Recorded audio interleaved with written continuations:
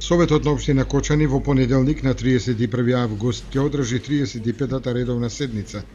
На дневен ред се извештајот за финансиското работење на комуналното јавно предпријатие Водовод од Кочани за првиот квартал од оваа година, како и извештајот за извршувањето на буџетот на општината Кочани за периодот од вториот квартал од оваа година.